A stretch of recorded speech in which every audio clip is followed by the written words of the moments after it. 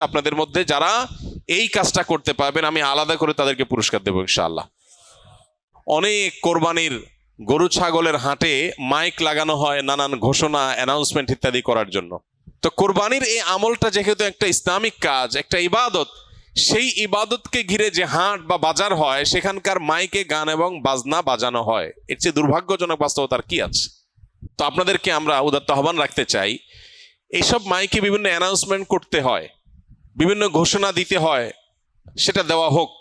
পাশাপাশি বাকি সময়গুলোতে মানুষের অ্যাটেনশন গ্রো করার জন্য গান বাজনা নয়, তাকবীরের ধ্বনি উচ্চারিত হোক।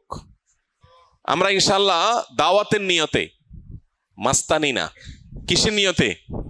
দাওয়াতের নিয়তে এরকম হাট বাজারগুলোতে যারা দায়িত্বশীল আছেন তাদেরকে গিয়ে যদি ফাউন্ডেশন একটা লিফলেট দেই, আর একটু হাতে পায়ে ধরে আল্লাহর ভয় দেখাই যে আপনি যে গান বাজাচ্ছেন, এই গান শুনে যত মানুষ গুনাহগার হবে, এই হারাম মিউজিকের কারণে যত মানুষ গুনাহগার হবে, আপনি দায়ী হবেন।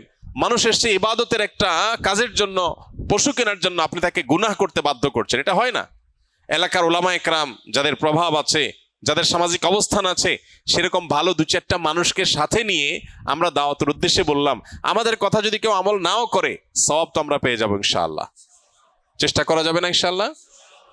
আমরা যদি এটা কেউ করতে পারি, পরবর্তীতে ছুটির পরে এসে ভাইজিদের কাছে আপনারা রিপোর্ট করবেন কে কোন বাজারে এই আমলটা করাইতে পারছেন, পারলে ভিডিও করে রেখে দিবেন। আমি ইনশাআল্লাহ ছুটির পরে, আমি হজর সফর থেকে ফিরে আসার পরে আপনাদের মধ্যে যারা এই কাজটা করতে পারবেন আমি আলাদা করে তাদেরকে পুরস্কার দেবো ইনশাআল্লাহ। আর আমার পুরস্কার আর কি, আল্লাহ রাব্বুল আলামিন সবচেয়ে বড় পুরস্কার ইনশাআল্লাহ দিবেন। চেষ্টা করা যাবে না ইনশাআল্লাহ? তো আমরা দাওয়াতের নিয়তে এই পরিকল্পনাটা করব যে কোরবানির পশুর হাটে গান বাজনা নয়, তাকবীর উচ্চারিত হওয়া উচিত। মানুষকে নরমের সাথে যুক্তি দিয়ে বোঝাতে হবে, রাগারাগি না, মানুষের সাথে ব্যবহার খারাপ করা না, দাওয়া হতে হবে সুন্দরভাবে। চেষ্টা করা যাবে না ইনশাআল্লাহ? একটা লিফলেট নিয়ে গেলেন কোরবানির পশুর হাটে, যে জায়গায় লাগাইলে কারোর ক্ষতি হবে না, কারোর ওয়ালে পারমিশন ছাড়া লাগাইলে তিনি কষ্ট পাবেন, নিষেধ করা আছে, এরকম জায়গায় না।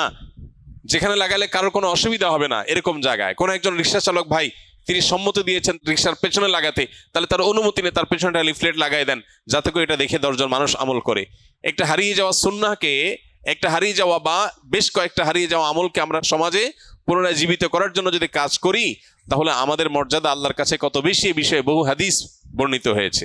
আমরা সেই মর্যাদা অর্জন করার চেষ্টা করতে পারি না ইনশাআল্লাহ? এই জন্য ভাইরা আমার, যারা এই কথাগুলো আমরা শুনছি অনলাইনে অফলাইনে, আমরা আরো কয়েকজনের কাছে পৌঁছে দিব। আল্লাহ রাব্বুল আলামিন আপনাকে আমাকে আমাদের সবাইকে আমলের তৌফিক দান করুন। আস-সুন্নাহ ফাউন্ডেশন, উম্মার স্বার্থে সুন্নাহর সাথে।